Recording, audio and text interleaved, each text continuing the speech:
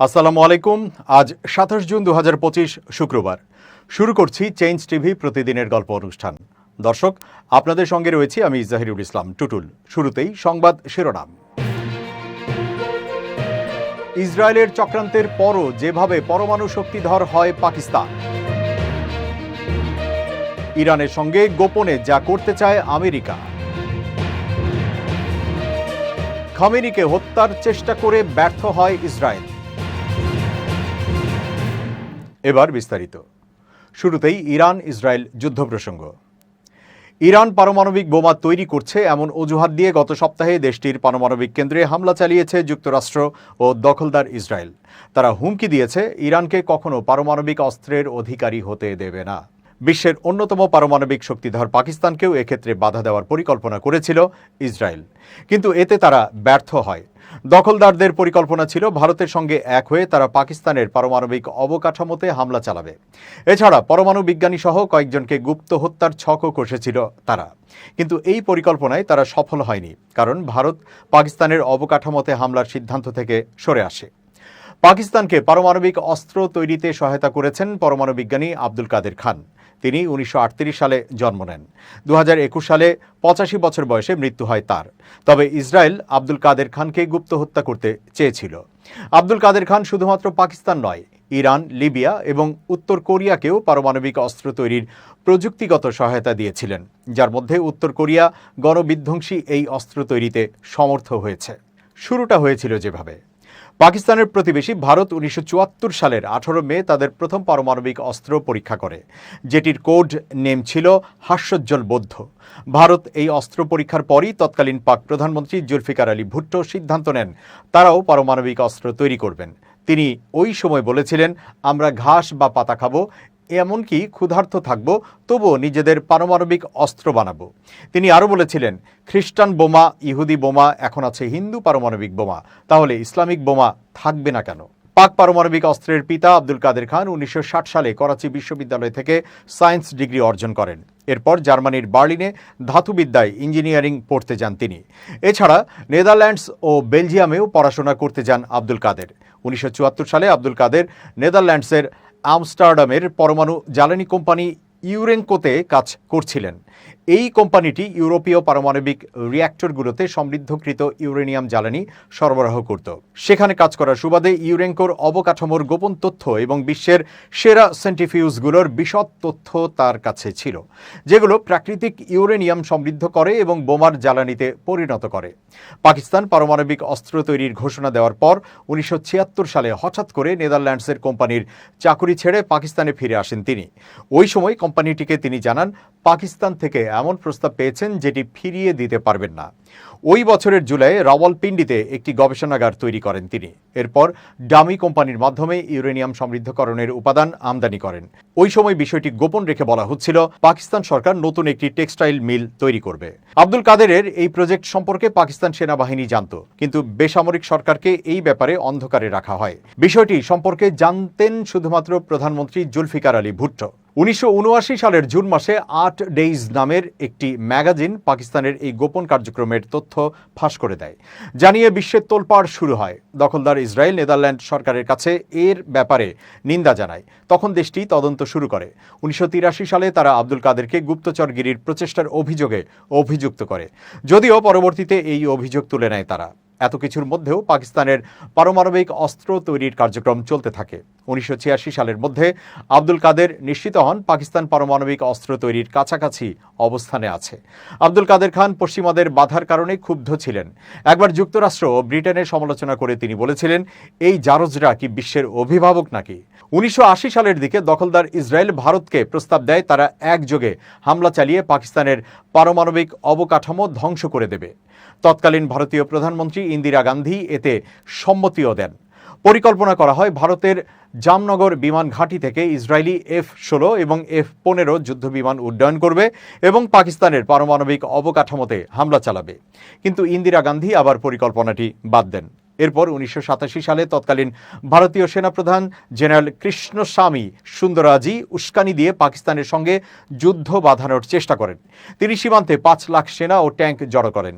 তবে তৎকালীন প্রধানমন্ত্রী রাজীব গান্ধী সেনাপ্রধানের পরিকল্পনা সম্পর্কে খুব বেশি জানতেন না। এ কারণে তিনি পাকিস্তানের সঙ্গে উত্তেজনা কমিয়ে আনেন। ইসরায়েল ও ভারতের বাধা সত্ত্বেও চীন যুক্তরাষ্ট্র পাকিস্তানকে পারমাণবিক অস্ত্র তৈরিতে সহায়তা করে। চীন পাকিস্তানকে ইউরেনিয়াম এমনকি পরমাণু বিজ্ঞানীও দেয়। যুক্তরাষ্ট্র ওই সময় পাকিস্তানকে সহায়তা করে, কারণ তখন স্নায়ুযুদ্ধ চলছিল আর এতে পাকিস্তানকে তাদের প্রয়োজন ছিল। পাকিস্তানের পারমাণবিক বোমা তৈরির পরিকল্পনা ফাঁস হলে 1979 সালে দেশটির সঙ্গে সম্পর্ক ছিন্ন করেছিলেন তৎকালীন মার্কিন প্রেসিডেন্ট জিমি কার্টার। 1990 সালে পাকিস্তানকে অর্থনৈতিক ও সামরিক সহায়তা বন্ধ করে দেয় যুক্তরাষ্ট্র। তখন পাকিস্তান জানায় তারা পারমাণবিক বোমা তৈরি থেকে বেরিয়ে আসবে।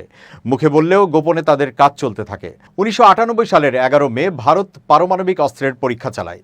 এর পরের মাসে পাকিস্তান বেলুচিস্তানের মরুভূমিতে নিজেদের অস্ত্রের পরীক্ষা চালায়। এর মাধ্যমে বিশ্বের 7ম পারমাণবিক অস্ত্রধারী দেশ হয় তারা। এরপর যুক্তরাষ্ট্র, ভারত, পাকিস্তান উভয় দেশের ওপর নিষেধাজ্ঞা দেয়। নিজ দেশের পাশাপাশি ওই সময় ইরান, উত্তর কোরিয়া ও লিবিয়াকেও প্রযুক্তিগত সহায়তা দিচ্ছিলেন আব্দুল কাদের। তবে 2003 সালে যুক্তরাষ্ট্রের সহায়তা পেতে লিবিয়ার প্রেসিডেন্ট মুয়াম্মার গাদ্দাফি এই তথ্য ফাঁস করে দেন। এদিকে আব্দুল কাদের খান পরবর্তীতে বলেছিলেন পাকিস্তানকে পারমাণবিক অস্ত্র তৈরিতে সহায়তা করে নিজ দেশকে শত্রুদের হাত থেকে রক্ষা করেছেন তিনি। ইরানের সঙ্গে সমঝোতায় গোপনে কূটনৈতিক প্রচেষ্টা চালাচ্ছে যুক্তরাষ্ট্র। ইরানকে আলোচনার টেবিলে ফিরিয়ে আনা এবং মার্কিনদের কথামতো চালাতে ডোনাল্ড ট্রাম্প প্রশাসন নানাভাবে চেষ্টা করছে। এ বিষয়ে 4টি সূত্র সিএনএনকে গুরুত্বপূর্ণ তথ্য জানিয়েছে। সূত্র মতে ট্রাম্প প্রশাসন ইরানকে বেসামরিক শক্তি উৎপাদনকারী পারমাণবিক কর্মসূচি গড়ে তুলতে সহায়তা করার জন্য $30 বিলিয়ন পর্যন্ত অর্থ প্রদান, নিষেধাজ্ঞা শিথিল করা এবং বিশ্বব্যাপী ইরানের ফ্রিজ হওয়া তহবিলের $1 বিলিয়ন মুক্ত করার বিষয়ে আলোচনা করেছে। আর এই সবই করা হচ্ছে অত্যন্ত গোপনে। যুক্তরাষ্ট্র ও মধ্যপ্রাচ্যের মূল খেলোয়াড়রা গত 2 সপ্তাহে ইরান ও ইসরায়েলে সামরিক হামলার মধ্যেও পর্দার আড়ালে ইরানিদের সঙ্গে কথা বলেছে। যুদ্ধবিরতি চুক্তির পর এই সপ্তাহেও আলোচনা অব্যাহত রয়েছে। ট্রাম্প প্রশাসনের কর্মকর্তারা জোর দিয়ে বলেছেন বেশ কয়েকটি প্রস্তাব উত্থাপিত হয়েছে। এগুলো প্রাথমিক ও ক্রমবর্ধমান।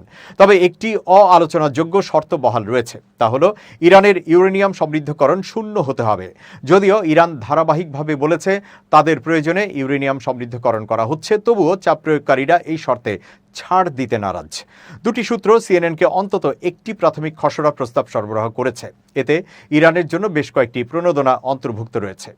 গত শুক্রবার হোয়াইট হাউসে মার্কিন বিশেষ দূত স্টিভ উইটকফ এবং উপসাগরীয় অংশীদারদের মধ্যে একটি গোপন বৈঠকে কিছু বিবরণ চূড়ান্ত করা হয়েছে। মার্কিন সামরিক হামলার আগের দিন ছিল কয়েক ঘন্টার। সেই বৈঠক সম্পর্কে জানা 2টি সূত্র সিএনএনকে এসব নিশ্চিত করেছে। আলোচিত সূত্রগুলোর মধ্যে রয়েছে ইরানের একটি নতুন অসমৃদ্ধকরণ পারমাণবিক কর্মসূচির জন্য আনুমানিক $20 থেকে $30 বিলিয়ন বিনিয়োগ করা হবে। এই কেন্দ্র বেসামরিক শক্তির উদ্দেশ্যে ব্যবহৃত হবে। ট্রাম্প প্রশাসনের কর্মকর্তা এবং প্রস্তাব সম্পর্কে জানা সূত্রগুলো সিএনএনকে জানিয়েছে অর্থ সরাসরি যুক্তরাষ্ট্র থেকে আসবে না, বরং আরব অংশীদারদের থেকে এই বিল পরিশোধ করার পথ খোঁজা হচ্ছে। ইরানের পারমাণবিক শক্তি সুবিধাগুলোতে বিনিয়োগের বিষয়টি সাম্প্রতিক মাসগুলোতে পারমাণবিক আলোচনার পূর্ববর্তী রাউন্ডগুলোতেও আলোচিত হয়েছে। ট্রাম্প প্রশাসনের একজন কর্মকর্তা সিএনএনকে বলেছেন যুক্তরাষ্ট্র এই আলোচনাগুলোর নেতৃত্ব দিতে ইচ্ছুক। পারমাণবিক কর্মসূচি গড়ে তুলতে কারো না কারো অর্থ প্রদান করতে হবে, তবে আমরা সেই প্রতিশ্রুতি দেব না। অন্যান্য প্রণোদনার মধ্যে রয়েছে ইরানের ওপর থেকে কিছু নিষেধাজ্ঞা অপসারণের সম্ভাবনা এবং ইরানকে $6 বিলিয়ন ফ্রিজ সম্পদ ব্যবহার করতে দেওয়া, যা বর্তমানে বিদেশি ব্যাংক অ্যাকাউন্টে রয়েছে এবং তারা বহু বছর তা অবাধে ব্যবহার করতে পারছে না। সূত্র সিএনএনকে বলেছে বিভিন্ন মানুষের দ্বারা অনেক ধারণা উত্থাপিত হচ্ছে এবং তাদের অনেকেই সৃজনশীল হওয়ার চেষ্টা করছে। এখানে কি ঘটবে তা সম্পূর্ণরূপে অনিশ্চিত। ইসরায়েলি ও মার্কিন হামলার আগে যুক্তরাষ্ট্র এবং ইরানের মধ্যে প্রথম 5 রাউন্ডের আলোচনা সম্পর্কে জানা একটি পৃথক সূত্র একই তথ্য দিয়েছে। উইটকফ সিএনবিসিকে বলেন যুক্তরাষ্ট্র একটি শান্তি চুক্তি চায়। সব প্রস্তাব ইরানকে পারমাণবিক অস্ত্র প্রাপ্তি থেকে বিরত রাখার জন্য নকশা করা হয়েছে। ইরান ইসরায়েলের মধ্যে টানা 12 দিনের যুদ্ধ চলাকালে ইরানের সর্বোচ্চ ধর্মীয় নেতা আয়াতুল্লাহ আলী খামেনিকে হত্যা করার চেষ্টা করেছিল ইসরায়েল, কিন্তু উপযুক্ত সুযোগ না পাওয়ায় সেই পরিকল্পনা বাস্তবায়ন করা যায়নি। ইসরায়েলি প্রতিরক্ষামন্ত্রী ইসরায়েল কাটস এই কথা বলেছেন। শুক্রবার আল জাজিরা এক প্রতিবেদনে এই তথ্য জানিয়েছে। তিনি বৃহস্পতিবার বলেছেন খামেনিকে হত্যা করতে ইসরায়েলের যুক্তরাষ্ট্রের অনুমতির প্রয়োজন ছিল না। যদিও কিছু গণমাধ্যমের প্রতিবেদনে বলা হয়েছিল খামেনিকে হত্যার পরিকল্পনায় যুক্তরাষ্ট্র ভেটো দিয়েছিল। ইসরায়েলি সম্প্রচার মাধ্যম চ্যানেল 13-এ দেওয়া এক সাক্ষাৎকারে ইসরায়েলি প্রতিরক্ষা মন্ত্রী বলেন, আমরা খামেনিকে হত্যা করতে চেয়েছিলাম, কিন্তু কোনো কার্যকরী সুযোগ পাইনি। তিনি দাবি করেন, খামেনি বুঝতে পেরেছিলেন তার উপর হামলার চেষ্টা হতে পারে, তাই তিনি আত্মগোপনে চলে যান। এ সময় তিনি ইসলামী বিপ্লবী গার্ড বাহিনীর নিহত নেতাদের স্থলাভিষিক্ত হওয়া কমান্ডারদের সাথেও যোগাযোগ বিচ্ছিন্ন করেন। যদিও যুদ্ধ চলাকালে খামেনি ভিডিও বার্তা প্রকাশ করেছিলেন, তিনি যে তার জেনারেলদের সাথে যোগাযোগ বিচ্ছিন্ন করেছিলেন এমন কোনো প্রমাণ মেলেনি। আল জাজিরা বলছে, খামেনিকে হত্যা করলে এই সংঘাত আরও ভয়াবহ রূপ নিত। ইরানের কার্যত রাষ্ট্রপ্রধান হিসেবে তিনি যেমন গুরুত্বপূর্ণ, তেমনি তিনি বিশ্বের কোটি কোটি শিয়া মুসলমানের কাছে একজন শীর্ষ ধর্মীয় নেতা। ইসরায়েলের প্রধানমন্ত্রী বেনিয়ামিন নেতানিয়াহু এবং মার্কিন প্রেসিডেন্ট ডোনাল্ড ট্রাম্প দুজনেই বিভিন্ন সময়ে ইঙ্গিত দিয়েছিলেন এই যুদ্ধ ইরানে শাসন ব্যবস্থার পরিবর্তন ঘটাতে পারে। ট্রাম্প গত রোববার সামাজিক যোগাযোগ মাধ্যমে লিখেছিলেন, এই সংঘাত ইরানকে আবার মহান করে তুলতে পারে। ইরানের আধা সরকারি এবং দেশটির বিপ্লবী রক্ষী বাহিনী বা আইআরজিসির সাথে সম্পর্কিত তাসনিম নিউজ এজেন্সির প্রতিবেদনে বলা হয়েছে, ইরানের স্বরাষ্ট্রমন্ত্রী ইস্কান্দার মোমেনি এক ওয়েবিনার বৈঠকে জানিয়েছেন, ইহুদিবাদী শাসক গোষ্ঠীর সাথে 12 দিনের যুদ্ধ চলাকালে কৌশলগত মজুদ বা স্ট্র্যাটেজিক রিজার্ভ ব্যবহার করা হয়নি। এ সময় দেশের সব প্রাদেশিক গভর্নররা পুরোপুরি সক্রিয় ছিলেন। প্রেসিডেন্ট, মন্ত্রিসভার সদস্য এবং স্বরাষ্ট্র মন্ত্রণালয়ের উপমন্ত্রীদের উপস্থিতিতে গভর্নরদের এই অনলাইন বৈঠকের শেষে মোমিনি বলেন, দেশব্যাপী গভর্নরদের সাথে অনুষ্ঠিত এই সভায় প্রেসিডেন্ট ও কয়েকজন মন্ত্রী উপস্থিত ছিলেন। সেখানে যুদ্ধকালে ক্ষতিগ্রস্ত স্থানগুলো মেরামত ও পুনর্নির্মাণের বিষয়ে আলোচনা হয়। সিদ্ধান্ত হয়েছে সংশ্লিষ্ট কর্তৃপক্ষ দ্রুত ব্যবস্থা নেবে। এই লক্ষ্যে প্রয়োজনীয় নির্দেশনাও জারি করা হয়েছে। তিনি আরও বলেন, সাম্প্রতিক ঘটনাবলীর আলোকে জনসাধারণের সেবা অব্যাহত রাখা এবং প্রয়োজনীয় খাদ্য ও নিত্য প্রয়োজনীয় দ্রব্যের যোগান নিশ্চিত করা, এই প্রক্রিয়া কোনো বাধা বিঘ্ন ছাড়াই কাঙ্ক্ষিতভাবে চলতে থাকে, সেজন্য বৈঠকে প্রয়োজনীয় সিদ্ধান্ত নেওয়া হয়েছে। মোমিনি জোর দিয়ে বলেন, এই 12 দিনের যুদ্ধকালীন সময়ে কৌশলগত মজুদ স্পর্শ করা হয়নি। ইরানের প্রাদেশিক গভর্নররা অত্যন্ত দায়িত্বশীলভাবে কাজ করেছেন। উত্তরাঞ্চলীয় প্রদেশগুলো, যেখানে যুদ্ধের প্রভাব তুলনামূলকভাবে কম ছিল, সেই এলাকায় ভ্রমণকারীদের আতিথেয়তা এবং খাদ্য সরবরাহের জন্য বড় ধরনের তৎপরতা চলেছে। তিনি যোগ করেন, সভায় জাতীয় সংহতি ও ঐক্য বজায় রাখার উপর বিশেষ গুরুত্ব আরোপ করা হয়েছে। একই সাথে জননিরাপত্তা ও সামাজিক স্থিতিশীলতার বিষয়েও উত্থাপন করা হয়েছে। মোমিনি সতর্ক করে দিয়ে বলেন, যদিও যুদ্ধবিরতি হয়েছে, তবুও আমাদের সর্বোচ্চ প্রস্তুতিতে থাকতে হবে। ইরানি স্বরাষ্ট্রমন্ত্রী উল্লেখ করেন, ত্রাণ, চিকিৎসা, নিরাপত্তা এবং পুলিশ বাহিনী দিনরাত পরিশ্রম করছে। মানুষ চেকপোস্টে নিরাপত্তার জন্য সহযোগিতা করছে। যাত্রীদের যাত্রাপথে কিছুটা দেরি হচ্ছে ঠিকই, কিন্তু তারা নিরাপত্তা বজায় রাখাকে অগ্রাধিকার দিচ্ছে। পাকিস্তানের প্রধানমন্ত্রী শাহবাজ শরীফের সঙ্গে ফোন আলাপ করেছেন মার্কিন পররাষ্ট্রমন্ত্রী মার্কো রুবিও। এ সময় তারা ইসরায়েল ও ইরানের মধ্যে টেকসই শান্তি প্রতিষ্ঠার বিষয়ে আলোচনা করেন। মার্কিন পররাষ্ট্র দপ্তরের বরাতে এক প্রতিবেদনে এই তথ্য জানিয়েছে কাতার ভিত্তিক সংবাদ মাধ্যম আল জাজিরা। বৃহস্পতিবারের ফোন আলাপের বিবৃতিতে বলা হয়েছে, সেক্রেটারি রুবিও জোর দিয়ে বলেছেন যে ইরান কখনোই পারমাণবিক অস্ত্র তৈরি বা অর্জন করতে পারবে না।